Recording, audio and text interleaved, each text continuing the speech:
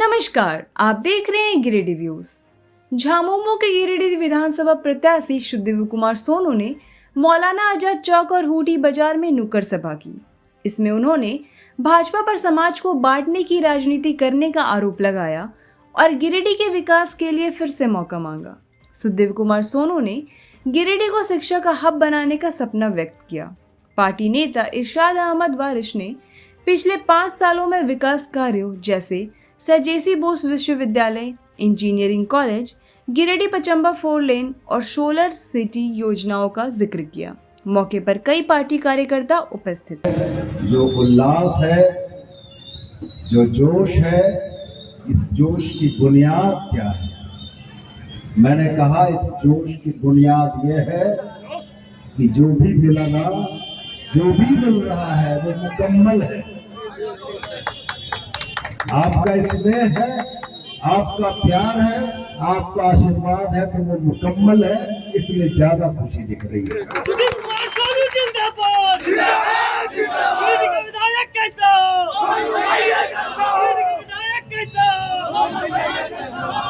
और मैंने कहा इस दौरे चुनाव में जब इस संजीदगी के साथ आप हमारी पीठ पर खड़े हैं तो ये भरोसा होता है इस चुनावी जंग का आगाज जैसे भी हुआ हो मालूम नहीं, लेकिन इसका अंजाम तो हमारे आपके हाथ में।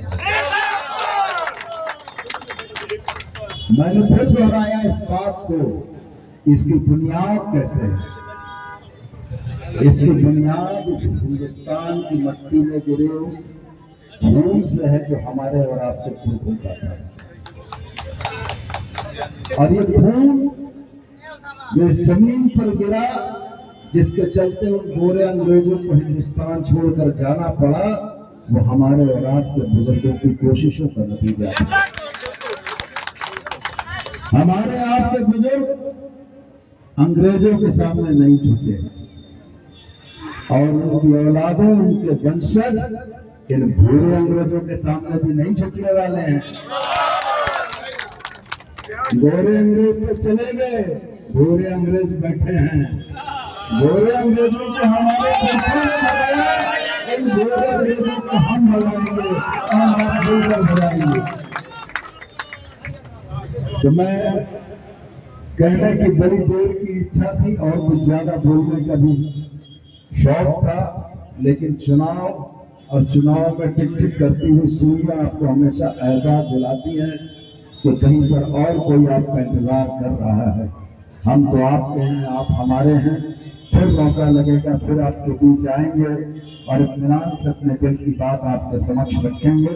लेकिन चलते चलते जिस रवायत को हमारे पुरखों ने इस हिंदुस्तान की मिट्टी में रचाया और बसाया, उसको तोड़ने की हर कोशिश नाकाम होगी। ये हमारी भी इच्छा है और ऊपर बैठे हमारे पूर्वज भी देख रहे हैं कि हमारी आल औलादें उसी रास्ते पर चल रही हैं जिस रास्ता को उन्होंने दिखाया था, या हम उससे भटके हैं। और हमें ये भरोसा है कि जो रास्ता हमारे पूर्वजों को दिखा कर गए, हम उसी रास्ते पर चलेंगे और फतह हासिल करेंगे, जीत हासिल करेंगे और वो हिंदुस्तान हासिल करेंगे जिसका सपना हमारे बुजुर्गों ने देखा था कि यहाँ की हवा, पानी, मिट्टी सारे साझा होगी, सारे लोगों के बीच मिल बांट कर रहने का शौक होगा। और मैं जानता हूँ कि वह दिन आएगा और आने वाली पीढ़ियों के लिए, आने वाली नस्लों के लिए एक बेहतर हिंदुस्तान, एक बेहतर झारखंड हम बनाकर जाएंगे, जहाँ हमारी आने वाली नस्लें हमसे जब ये सवाल करेंगी कि जब हिंदुस्तान की तकलीफ का दौर था, तब झारखंड की तकलीफ का दौर था, तब तुम कहाँ थे? तब हम ये बोलेंगे कि हम सीना तान कर खड़े थे, मजबूती से खड़े थे और अपनी आवाज बुलंद कर रहे थे कि हिंदुस्तान ऐसी रवायतों को कभी स्वीकार नहीं करेगा। हमारे हफ्ते अजीब गिरिडीह का रूह है नवा, माननीय सुखदेव कुमार सोनू जी ने मिले, आज भी है और कल भी रहेगा। ये मैं को भाषण देने नहीं खड़ा हुआ, मैं अपने माननीय विधायक जी के दो चार बात बोलने आया हूं। विधायक जी, जिन कामों को आपने किया है गिरिडीह जनता के लिए, ये एक सराहनीय काम है। गिरिडीह के जनता के लिए आपने तवारीख बना दी। मैं अपने विधायक जी को सैल्यूट करता हूँ। ऐसा विधायक 40 साल में न कोई बना था, न कोई बनेगा। अगर बनेगा तो हमारे माननीय सुदीप कुमार सोनू जी बनेंगे।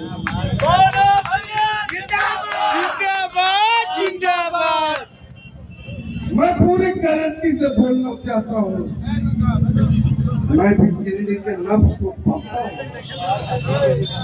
आज हमारे झारखंड मुक्ति मोर्चा के हरदिल अजीज कैंडिडेट जनाब सुदीप कुमार सोनू जी के साथ एक जन सैलाब है।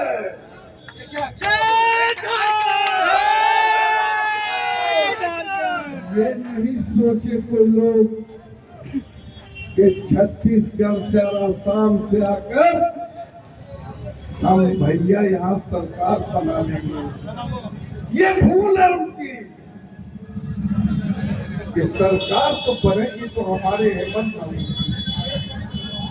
क्यों बनेगी? इसलिए कि गरीब बहना गरीब माओ के लिए अपने खाते में, उनके खाते में 1000 दिए और आने वाले दिसंबर से सरकार ने वादा किया 2,500 दूंगा। ये देखिए 15 लाख वाला जुमलाबाजी नहीं आ भी गया, जुमलाबाजी नहीं चलेगा। तो हमारे ये सोनू भाई है ना, जिसको बोलता है लोग ना, वो तो नहीं बोलेंगे जितना करेंगे। आप ये आपकी बुनियादी समस्याएं जो रहा उस पर इन्होंने अमल किया। आप देखिए कि क्या जरूरत है गिरिडीह की जनता को, उन्होंने देख लिया। 2 साल तो समय चला गया, 3 साल में बहुत ज्यादा काम किए, इसकी कहीं कोई इनकार नहीं है। बहुत समय नहीं लूंगा।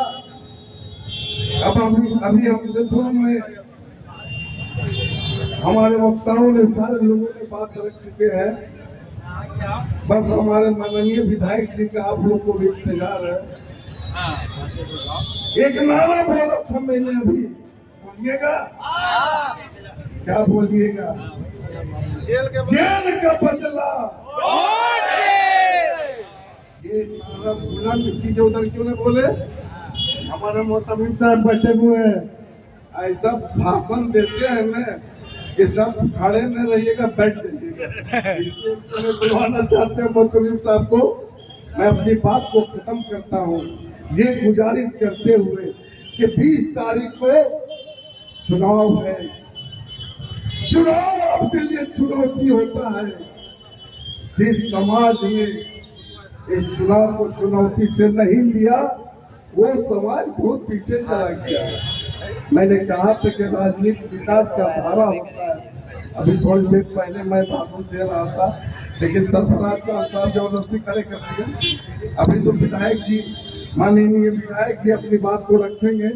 और मैं समझता हूँ कि विधायक जी जिस तरह संजीदा और शालीनता और जिस तरह अपनी सोच को बोलते हैं, लोग को लगता है मैं तो इनकी भाषण का बहुत ही सजाई हो गया।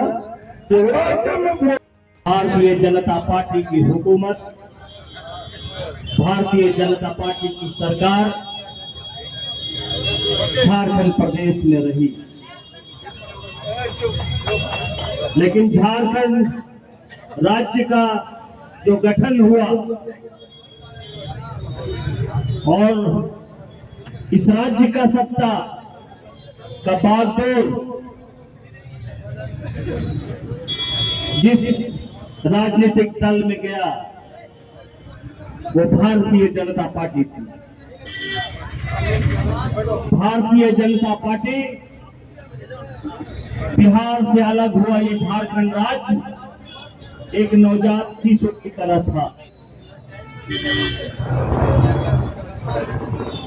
झारखंड अलग राज्य होने के बाद झारखंड का लालन पालन पोषण जिस तरीके से होना चाहिए था वो नहीं हुआ।